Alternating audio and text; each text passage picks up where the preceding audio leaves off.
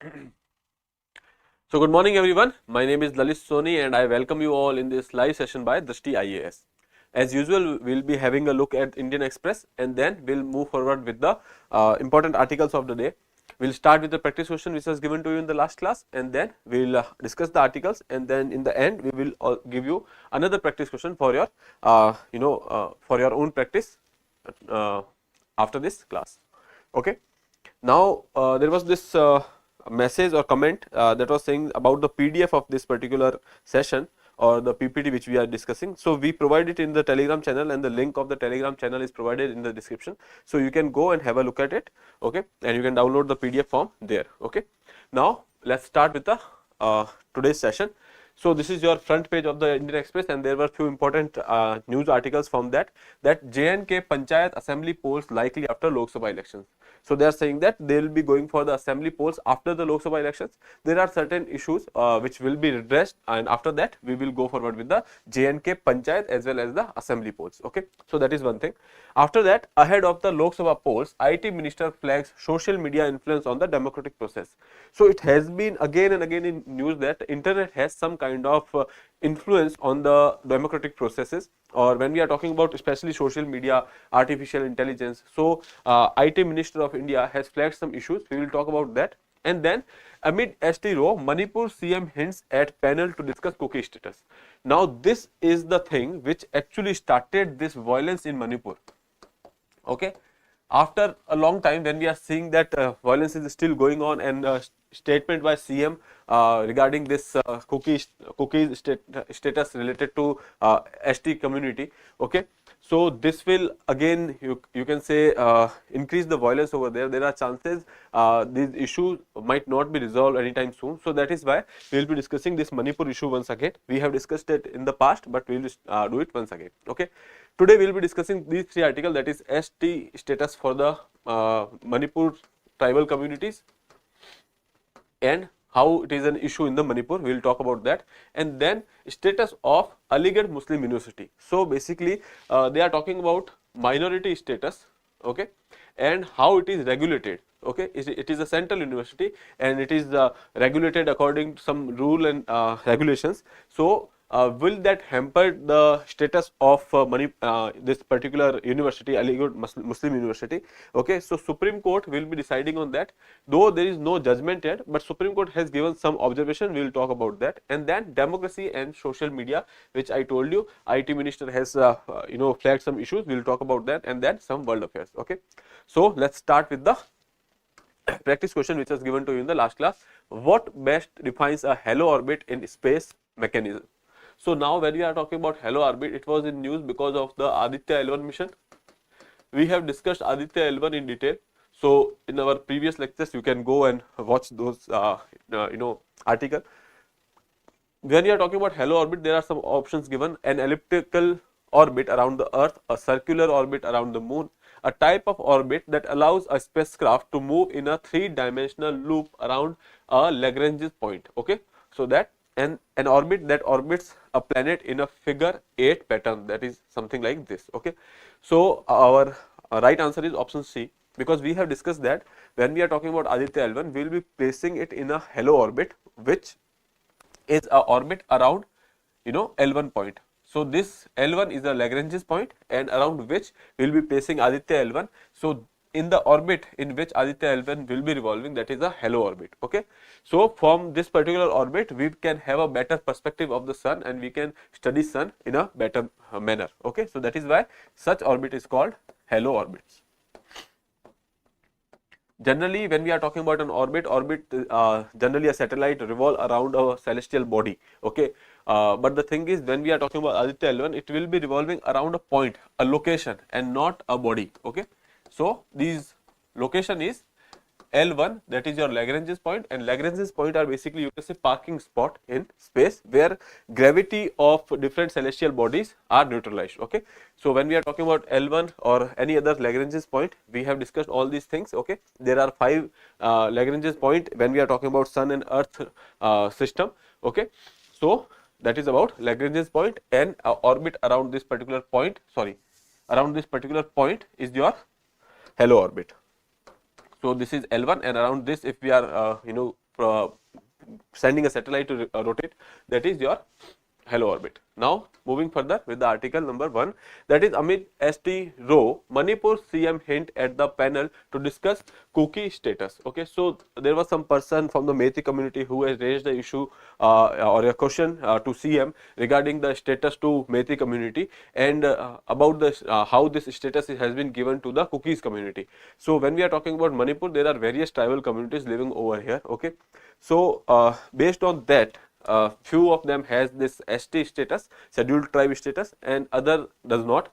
That is why there is this issue going on between the communities over there. Okay, so a person from the Methi community asked the CM over there, and CM respond that we will be going forward with a constitution of a committee, which committee will basically decide which community should be included or which to be excluded. Okay, so as of now he did not made any comment with respect to any particular community, but he has said that we will be going to review the process, or we can say that we will be reviewing the status which has been given to the cookie community and further to include or exclude any other community. Okay, so that is why this particular thing can start another stage of violence in Manipur. So that is why we have taken here. The state government may consider setting up a committee to discuss the scheduled tribe status of cookie in the state. Okay, responding to a question from a Methi leader seeking that cookies be removed from the list while reiterating the long pending demand of Methis for the status. So there are 2 or 3 communities which are fighting for this status, that cookies they already have it. They have ST status. Okay, then when we are talking about another community, that is Methi, so they don't have this status as of now, but they want it and they are actually fighting for it. Okay, so in May earlier last year, High Court has given a direction to the state regarding the inclusion of Methi community in the ST status, and because of which this violence actually started from that particular point, and now we are discussing the same issue again. Okay, so they were included in the list, but how was it included has to be re-examined. Okay, for that we have to form a community consisting of all the tribes, then only we will be able to send a complete proposal for deletion or inclusion. Okay, so now they are saying that they will include all the stakeholder and then make a community. After that they will review the process. Okay, Singh's statement might trigger fresh tension, as original trigger from the continuing Manipur unrest was question over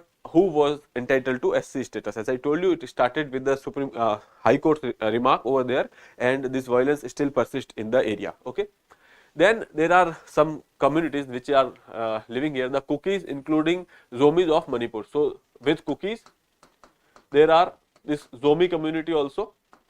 Okay, they do not qualify for it on the ground that they are not original inhabitants of the Manipur. So the people from Methi community are saying that these are not original inhabitants of the area, they are coming from outside, they are basically refugees seeking refuge in this particular area. Now they have this status and we don't. Okay, so that is one thing. How they actually support their argument is that available historic record of authority and census data of erstwhile British government of India and Chetharon Kumpaba Royal Chronicle of Manipur. So now this name is important because there was a trend when they started asking for the local literature of the, you can say, chronicles etc. in examination. So you can remember this particular name. Okay, that is Chetharon Kumpaba. Okay, so this is a royal chronicle of the king of Manipur over there, and based on this record, okay, they are saying that there is no evidence of this cookie community over there living in the past. Okay, but they came from the nearby areas and they settled here, and with time their population increases here. Okay, so that is what the Methi community is saying, that they are not the original inhabitant, yet they have the status. Okay, see, uncontrolled illegal immigration from the Myanmar side adding to the cookies number. Okay, other than that, when we are talking about the current situation in Myanmar, we know that there is a civil war like situation going on, and the military junta over there which is in power, which they have removed the democratic government, so because of which many people are migrating from that particular area around the border, and Manipur is one area where there is chances that they will get inside Manipur as well. Okay, so that is one thing. The immediate trigger for the Manipur conflict, which began in the early May, was High Court order submitting that government consider ST status for Metis. Okay.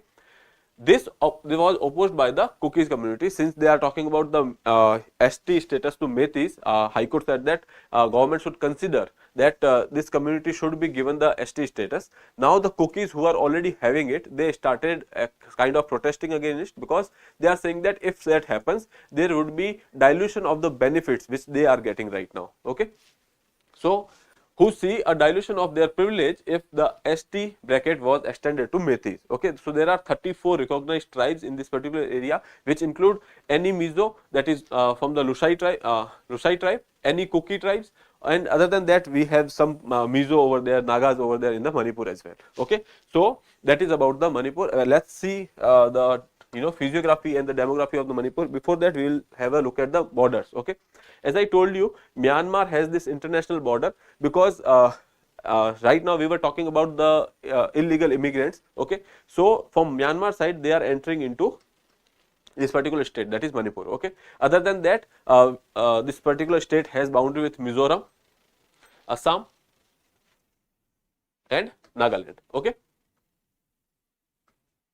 so that is about the boundaries of the Manipur. And then when we are talking about the physiography, here you can see that these are some hilly areas, okay, and the forest areas. So you can say that Manipur form much part of it from hills and forests. So nearly you can say that 90% of the Manipur's geography is basically hills and forest. Here you can see these are all hills and forest. Okay, then there is this valley area. Okay, in the center or the heart of Manipur we have this valley area. This valley constitute around 10% of the geographical area. Okay, but now the thing is, this valley having the 10% of the geographical area is inhabiting around 45% of the population. Okay, and this area of 90% inhabits nearly 55% of the population. They are basically tribals. Okay, now the problem is this particular valley area. Here you can see this valley area is quite developed. It is dominated by Metis community. It is politically represented. Okay, economically prosperous, you can say well connected. So in a crux you can say that the central or the valley area of the region is basically more developed than the hilly areas.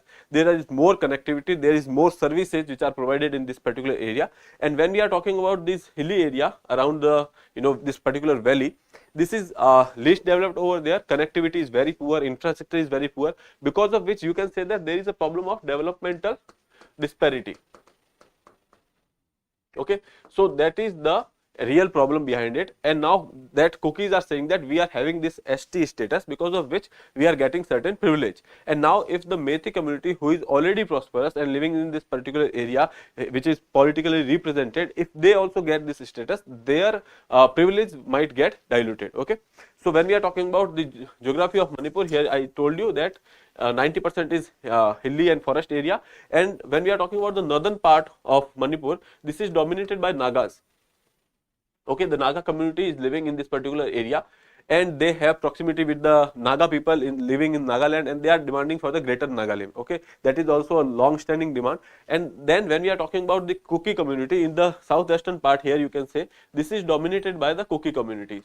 So they are also asking for their Kuki land. Okay, so now problem in Manipur is that there are various communities and they are asking for their own statehood, and Manipur is saying that since Metis are here and this is the part of Manipur, and now other communities are asking sovereignty over that part. Okay, so that is why there are certain issues related to developmental disparity and clashes between the ethical communities which are living over there, migration related issues. All these are the issues which are basically causing the violence in this particular area, and over which now the comment like this about the ST status might start another tension in this particular area. Okay, so that is about the Manipur issue we have discussed, and now we can move forward with the Second article, that is related to J&K assembly elections as well as the panchayat elections. Okay, so panchayat election which happened over there, now they are ending their term of 5 years, and urban local bodies, they have already exhausted their term in last November. Okay,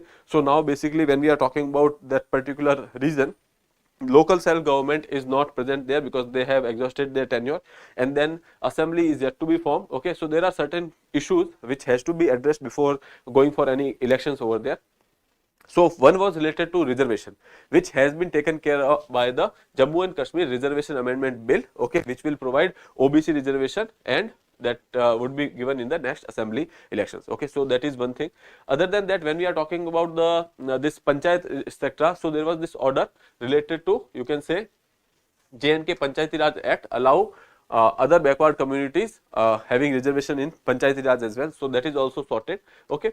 Other than that, one issue was there, giving the power to the State Election Commission regarding the elections over there, okay, of the assembly elections. So that is one thing. Other than that, there are two other issues, okay, regarding the identification of the municipal constituency to be reserved. Now they have given the OBC reservation to this particular area. So now since they have the reservation, it has to be decided that which municipal constituency would see the reservation in this particular election. So that is one thing. So that is one issue which has to be resolved. And then second is transfer of mandate to conduct municipal electoral process to the State Election Commission from the Chief Electoral Officer. As of now, there was this Chief Electoral Officer which used to conduct this panchayat elections or the municipal local bodies elections. Now that mandate has to be transferred to the State Election Commission, because that is been given by the constitutional amendment when we are talking about the 73rd constitutional amendment. So local self governance election will be conducted by the State Election Commission. Okay. So that are two issues which are to be addressed before going for any kind of elections over there. And now there is another issue of logistics. Okay, when you are to conduct election in particular area, there is a lot amount of money required, that is resources are required. Other than that, security personnel are deployed in that particular area. So all these logistical and infrastructure demand has to be created in this region. That will take time. So that is another issue regarding the election in the Jammu and Kashmir. So now once these elections are once these issues are addressed, and then we can go for the elections in that particular area, which is the mostly likely to happen after the general assembly general elections of Lok Sabha. Okay. Now moving further, ahead of Lok Sabha polls, IT Minister flags social media influence on the democratic processes. Okay. So earlier also there was this issue of tampering with the elections, or you can say some kind of influence on the election when we are talking about the USA elections, or in you can say Russian elections. Okay. Other than that, whenever elections are happening, this particular thing has always been an issue. So now our IT minister has kind of flagged some issues. So we will talk about those issues. Okay. So here, challenges and need for the accountability. Social media promises a platform for everyone's voice, but has become a space for derogatory content. Okay, so we can say that social media is supposed to have a free speech etc., but now there is no restriction over there, because of which anyone can say anything. Okay, even derogatory remarks can be made on the social media, and people are doing that. Okay, because of which this social fabric of our society can get some kind of scratches over there. So that is one thing. Because of which there is the issue that social media promises a platform for everyone's voice, but has become a space for derogatory content. Okay. Then when we are talking about the democracies worldwide, now they are actually concerned about this particular issue. When we are talking about the electoral processes, democracies worldwide are concerned about the social media's impact on democratic processes, especially with respect to the advancement of the AI. Okay. Now AI, generative AI is causing their own problem, all these issues related to misinformation, disinformation, when we are talking about deep fakes, all these things are ultimately lead to this particular thing, that is artificial intelligence. Okay. So that is one issue. India faced the similar challenges when we are talking about the Lok Sabha elections, which are around the corner. So that is why India is also facing the similar challenges. India's current regulatory framework is insufficient. A more comprehensive legal structure with accountability is needed. When we are talking about accountability, we are here referring to these platforms on which this you can say our views we are placing, like we are talking about any particular social media, okay, all these Meta or let's say Facebook, Twitter, on all these media platforms, okay, they should be given some kind of provision wherein they can be held accountable. Okay, earlier when we gave this safe harbor to these particular social media platform, that anyone who is posting is responsible and not the social media platforms.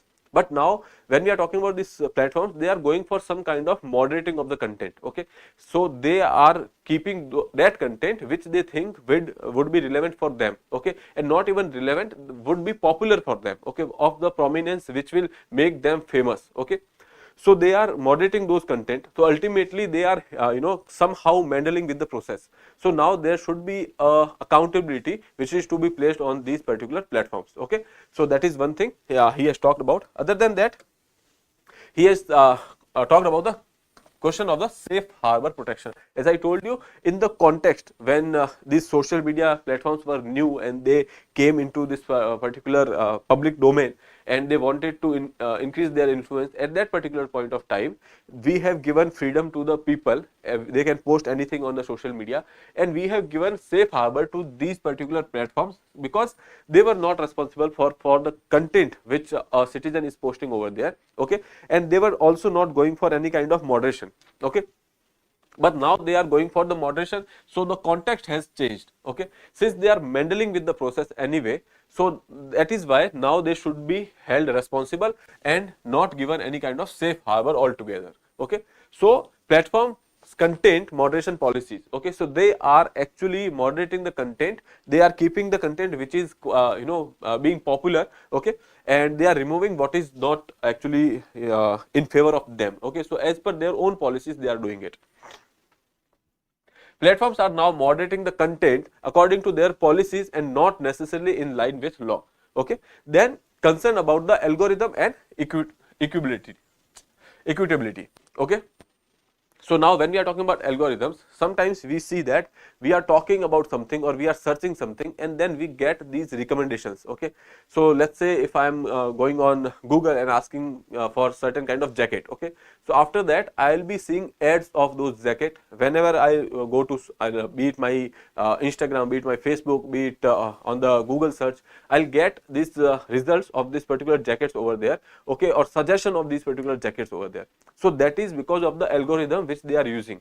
They are using some kind of algorithm which basically take keywords from or input from our searches, our cookies which we develop, and on the basis of which they are suggesting some stuff. Okay, so when we are talking about the content we are watching, so we are watching the content they want us to watch. Okay, since they got the suggestion, they got the idea that he is looking for the jacket, and now they are providing or the flooding all the suggestions with respect to the jacket, even though I have changed my mind about the jacket. So the thing is, they are still doing the same thing. So they are basically doing it based on an algorithm, and because of which we will be seeing suggestions which we don't even want. So basically here you can say that algorithms determine content prominence, raising questions about the fairness and the user choice. Now it is not about user's choice or the fairness, it is about what is being searched, what is being popular, which is of prominence. Okay, user might not see what they want, but rather what algorithm push to them. Okay, even on let's say any kind of media platform where if we are there for some kind of information, okay, we might not be able to see that. Okay, we will be seeing what algorithm is making us watch. So that can be used for mobilization as well. So when we are talking about elections, there are chances that if any party has some kind of interaction with these social media platforms, so their algorithm might push for that particular party or the post related to that particular party. Oh, that is how they can hinder the election process, or you can say democratic processes in the country, and that is why here IT minister is talking about this meddling in the democratic process because of this social media. Okay, so that we have discussed now. Then coming to this particular issue of Aligarh Muslim University and its status. Okay, hold on a second.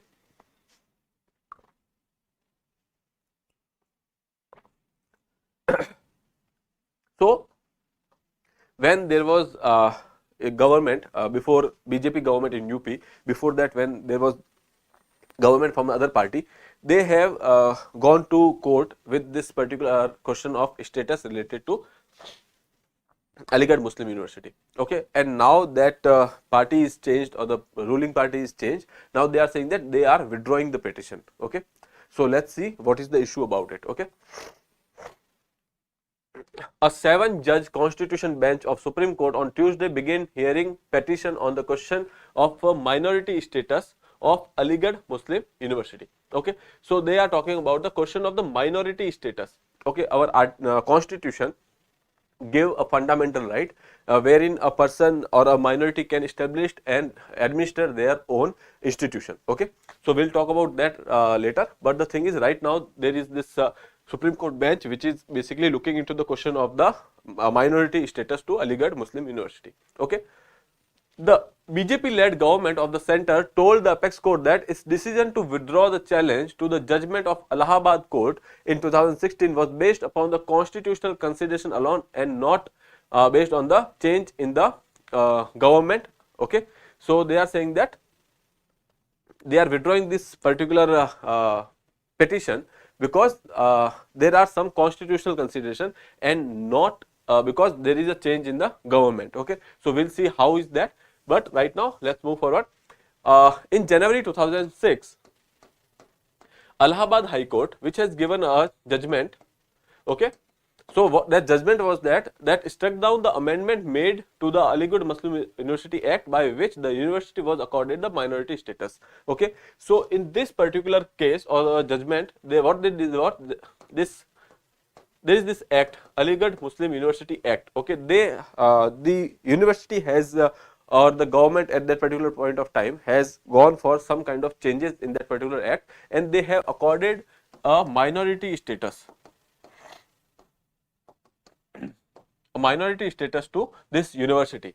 Okay, and then Allahabad High Court actually struck it down. They have said that that won't be there. Okay, so minority status given by this particular act or the changes or amendment in this act was struck down by the Allahabad High Court in 2006. Okay, then appeal was made and then BJP came to power, and BJP is now saying that we are withdrawing the petition because that is basically ruling parties, maybe you can say that it's in the favor of that particular party. Okay, or they are saying that there are certain kind of constitutional consideration attached to it. Okay, we'll discuss about that, but there are two opinions which are prevalent, that either they have gone for the constitutional consideration or that is in their own favor.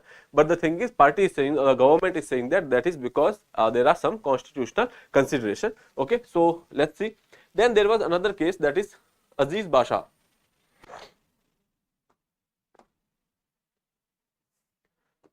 So in this Aziz Basha case, we can say that against the public policy of the reservation for SC, ST, OBC, EWS as applicable to the Central University. Okay, so now they are saying that as per the judgment in the Aziz Basha case, which says that even these institutions, or we can say, when we are talking about Aligarh Muslim University, which has this reservation for this SC, ST, OBC, EWS, etc. Okay, now this is the constitutional consideration. Since in this particular judgment it is said that such reservation would be there. Okay, and now if they are going for the minority status, okay, so they will be administrating their own admission process, etc. Okay, so that is why in line of the Aziz Basha case we are saying that we are withdrawing the petition, or the government is saying that they are withdrawing the petition. Okay, in S. Aziz Basha versus Union of India case 1967, apex court had that AMU was not entitled to minority education status and it was neither established nor administered by the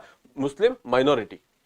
Okay, university was brought into existence by the central legislature and not by the Muslim minority. That is the observation of this particular case, and the minority status was restored by the amendment that is made to the AMU Act in 1981, but this was challenged in the High Court and that struck down. Okay, so now the issue is, in Aziz Basha they have said that Aligarh Muslim University is a minority institution. Okay, but the government or the High Court here said that, sorry, Supreme Court, apex court here said that it is not a minority institution.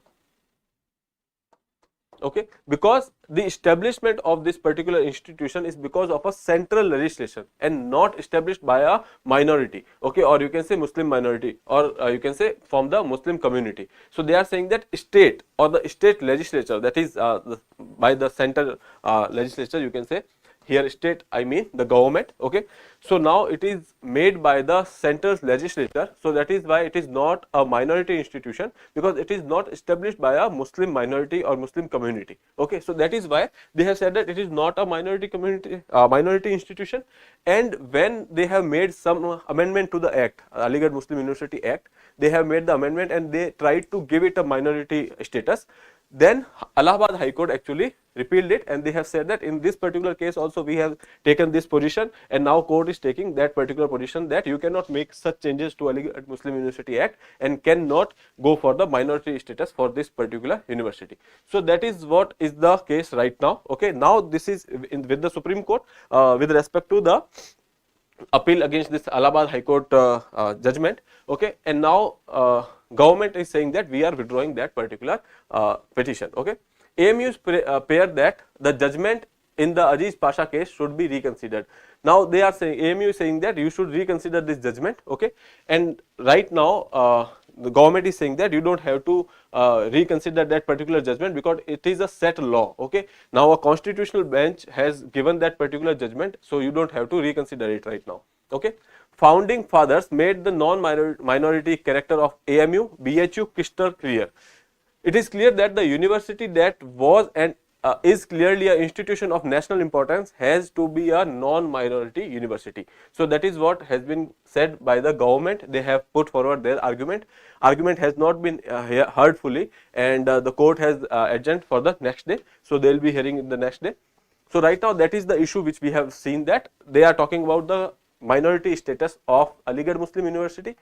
Now there is this particular case, Aziz Basha case, which says that Aligarh Muslim University is not a minority institution, and that is why this reservation can be applied to it. Second thing is, the person or the central legislation which actually established this particular university, okay.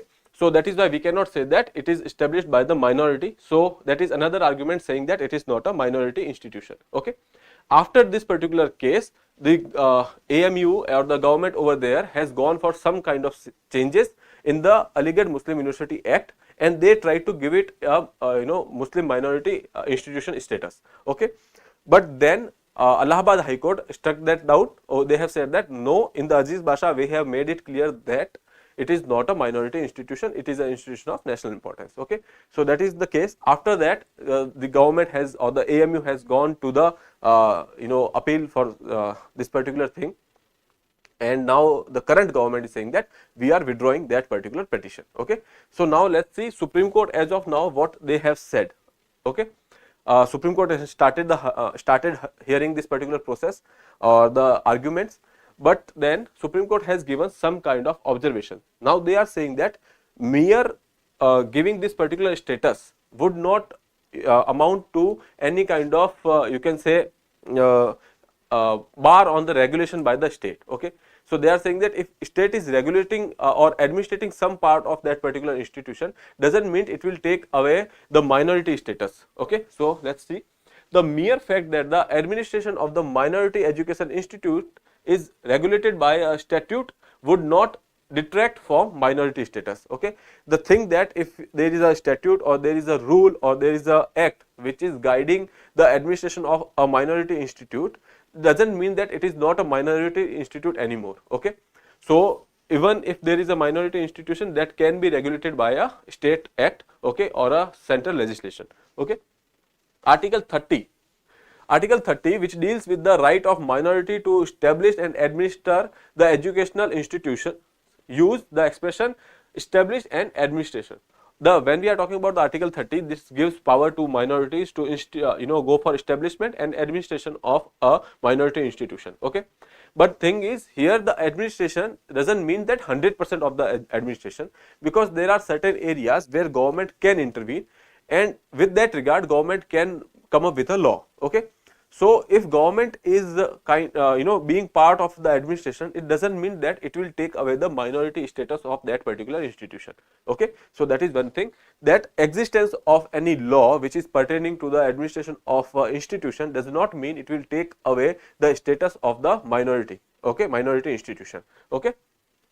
To make Article 30 effective, we do not have to postulate that the administration by the minority has to be an absolute administration, that only minority community can administer that. It doesn't mean that state cannot. Actually, the thing is, we cannot go for any kind of absolute administration by any community over there, because there are certain things where state has to interfere. In the sense today that in regulated state nothing is absolute, virtually every aspect of life is regulated in some way or other. So merely because the right to administration is regulated by the statute and to certain extent is not untrammeled, does not detract from the minority character of an institution. So basically they are saying that if there is a law, we cannot say that absolutely a particular body from a minority community will administer institute, because virtually we are all administrated by the state only, because we are living in a regulated state. Okay, so somehow state will interfere. Okay, that doesn't mean that it will take away the minority status, okay, or the minority institution status. You don't have to be administering only religious courses. You can administer purely a secular education institute. Okay, the law is not that you have to admit only student of your own community, and therefore minority institution does not lose the character. Okay, so basically they are saying that there are certain areas where state can administer that. Whenever there is an institution, even if there is a minority institution, so there are certain areas which can be secular in that. Okay, so let's say if a minority institution is there and they are going for some kind of religious education, okay, but still they are going for admission in that particular institution, so that admission part can be secular. Okay, so with respect to that, state can interfere in that particular area.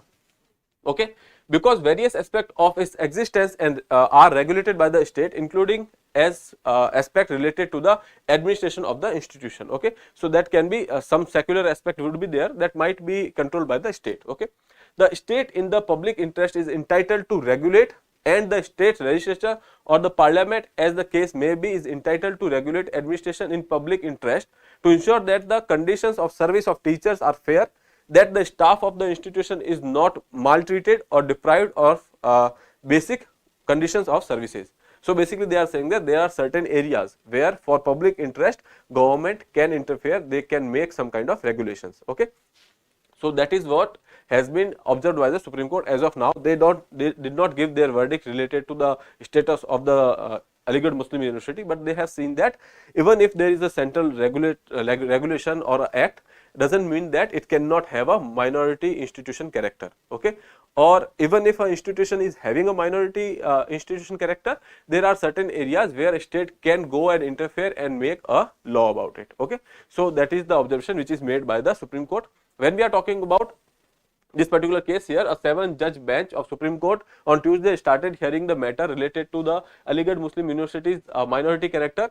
This is a dispute dated back almost 57 years ago and has been educated upon multiple times in front of different courts. Okay, that is one thing. That is, and second thing is, what is minority character of an institution or educational institution? So as I told you, Article 30, so that would be important from your exam point of view, because it is talking about fundamental right in the constitution. Okay, Article 30 of the constitution empower all religious and linguistic minorities. Here you have to remember that they are talking about religious and linguistic minorities. Okay, to establish and administer educational institution, this provision reinforced the union government's commitment to foster growth and development of the minority community by guaranteeing that it will not discriminate in giving aid on the basis of being minority institution. Okay, so they will not discriminate with respect to their status of being a minority institution. Okay, so that they have this fundamental right to go for establishment and administration of their own minority institution. Okay, that is to promote the culture and education of such communities. Okay, when we are talking about the AMU setup or Aligarh Muslim University, how it was set up, so it was actually started as Mohammedan Anglo Oriental College. Okay, that was established by Sir Syed Ahmad Khan in 1875. So this fact is quite important from your modern history's perspective as well. So you have to make note of it. Okay, so it was basically started as Mohammedan Anglo-Oriental College by Sir Syed Ahmad Khan in 1875. Okay, it is to help Muslim overcome their educational backwardness and prepare for the government services. Okay, and they have also talked about the education of women here. Okay, women's education, and MOA is not only imparted Western education but also emphasized on the Islamic theology. Okay, so here Western education as well as Islamic theology was studied here.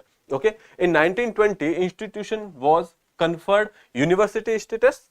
Okay, all asset of MOA college were transferred to it. The long title was that AMU Act, which we were talking about right now. So in that particular AMU Act, it was given a university status. Okay, and an act to incorporate teaching and residential Muslim university at Aligarh. Okay, so that is about establishment of the Aligarh Muslim University, how it was established by Sir Syed Ahmad Khan. Okay, there was also this Western education which is provided there along with the theological education, and then there in 1920 it was transferred to a central university. Okay, so that is about this particular issue of Aligarh Muslim University. Okay, and status of this particular university as of now is not of a minority institution, and Supreme Court is to decide on that. Okay, now moving further to your economy part.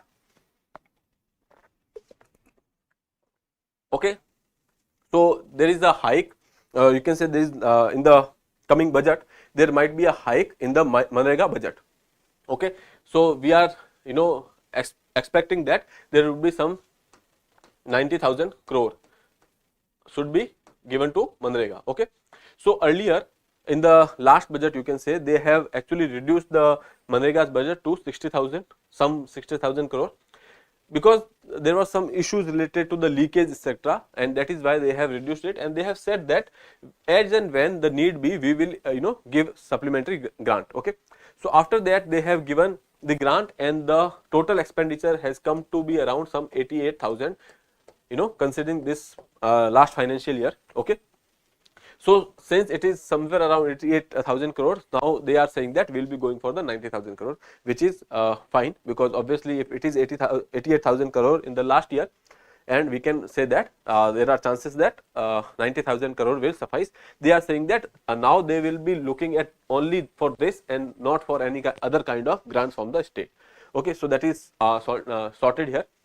Here you can say the government may earmark around 90,000 crore for the flagship Manrega scheme in the budget estimate for financial year 25. Okay, so next they are talking about an increase of 50% over the base year, that is, or the budget year, that is financial year 2024.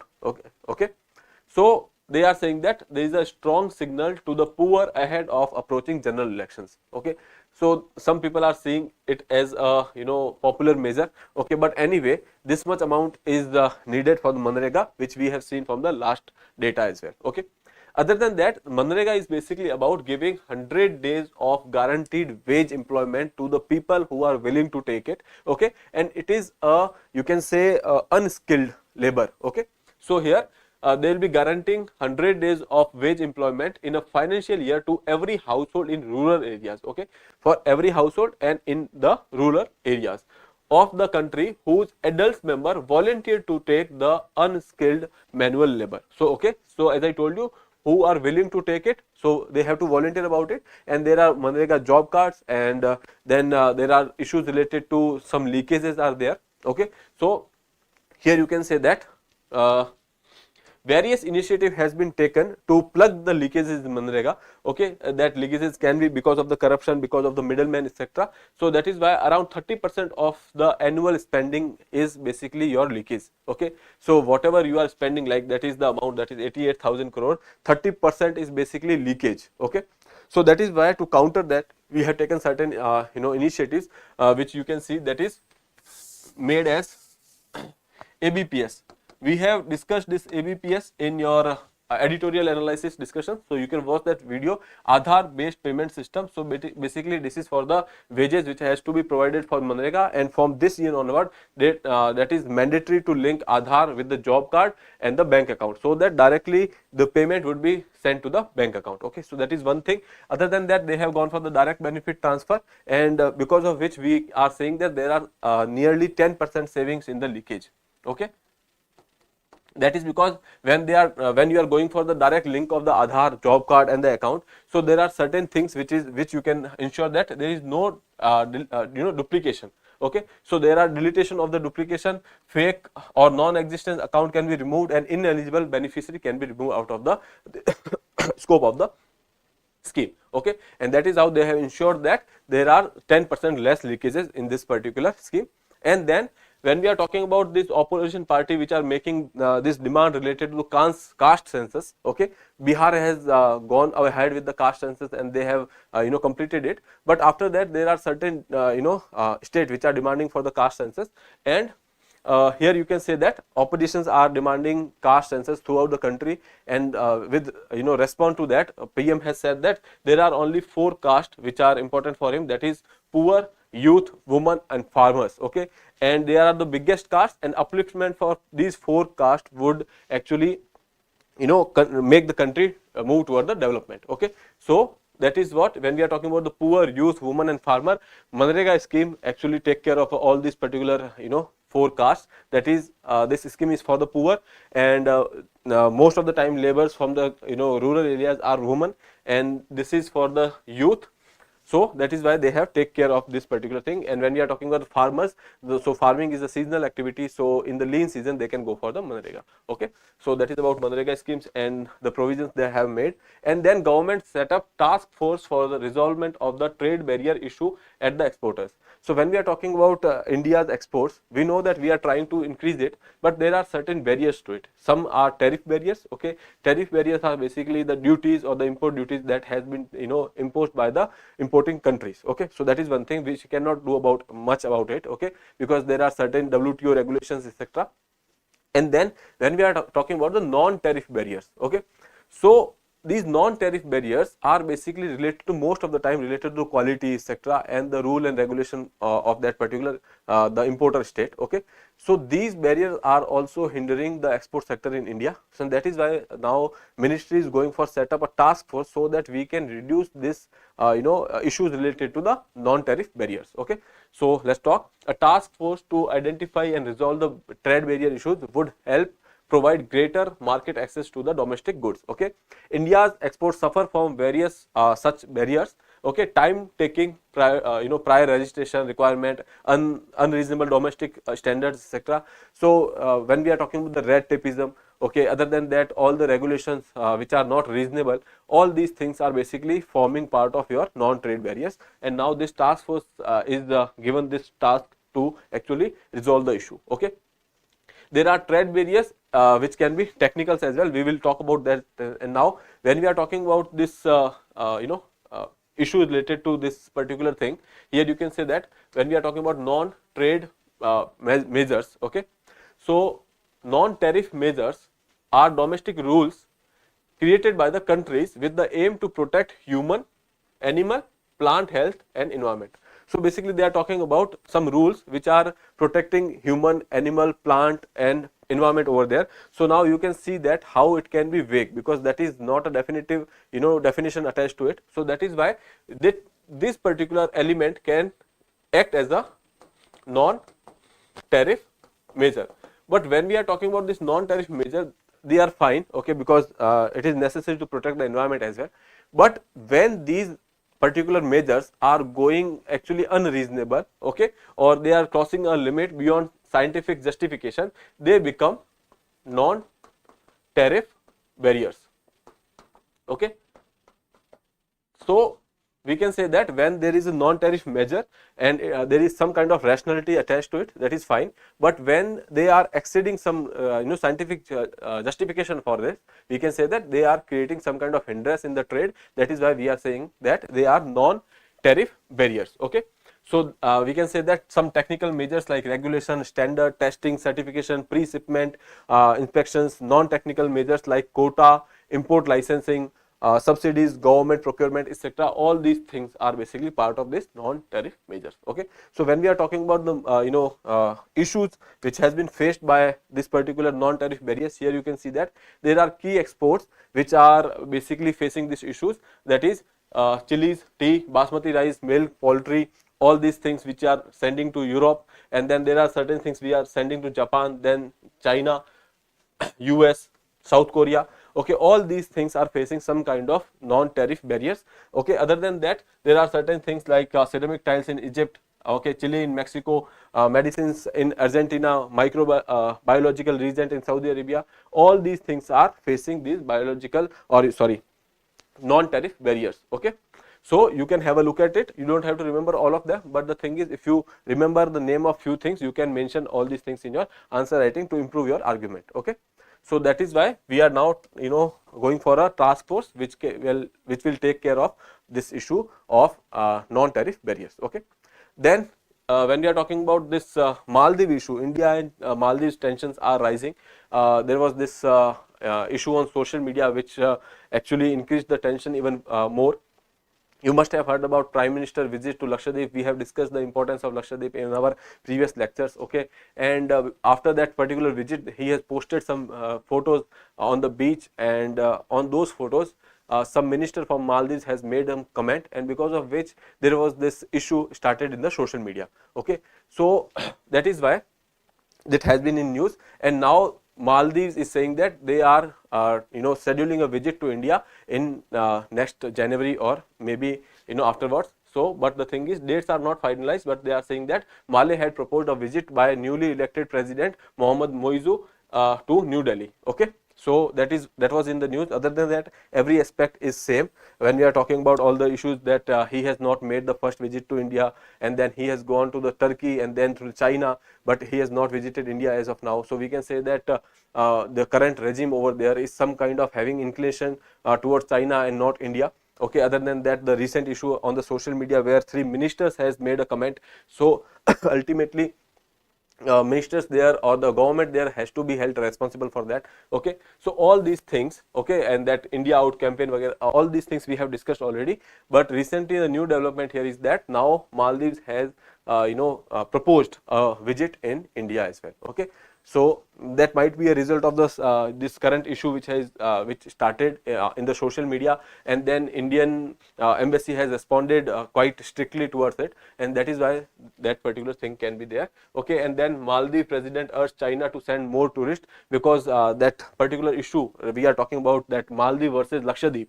Okay, because of which they are saying that there might be a chance that India will send lesser tourists to this particular area. That is why they have said that China should send more tourists to Maldives. Other than that, China remains one of the closest ally and developmental partner. He has said this during the China visit. Okay, so that is about international affairs on the Maldives. There are 2 articles for your own read. One is that France has got their new prime minister. So why this particular thing is in news? Okay, considering the elections which are coming in France. So that is why this particular thing was there. Now France is a presidential system. President there is elected, and after that president can nominate prime minister over there. So he can change it. So recently he has made some changes, and now PM Attal, you can say Gabriel Attal is the new prime minister for France. Okay, and then long running legal dispute over the minority character of AMU, which we have discussed. But if you want to dwell deep into the judgment of different cases, the Allahabad issue, Allahabad High Court issue, all these things, you can give it a read. Okay, now the practice question. Okay, there was some mistype. So in the context of the Imphal Valley, consider the following status. The Imphal Valley, Imphal Tampak. So this Tampak word is used for the valley in the local language. Imphal Valley or the Manipur Valley or Manipur Tampak is located in state of Manipur. Okay, that statement is there, and you have to choose the correct statements. Okay, so the Imphal river runs through the center of the valley and gives entire valley its name. Third statement is capital city of Imphal is located in the Imphal Valley, and the hills surrounding the valley include Naga Hills in the north and the Koki Hills in the south. Okay, how many of the above mentioned statements are correct? Okay, so we have discussed the geography of Imphal, etc. So you can give it a thought. Other than that, for our mains, how has the recent political unrest in the Manipur impacted the region's socio-political landscape, and what measures are being considered to address the underlying issue causing the unrest. Okay, so you can give it a try. We will try to discuss it in the next lecture. So with that, I would like to wrap up the session. There is already time. So I'll see you tomorrow. Till then, have a good day. Thank you.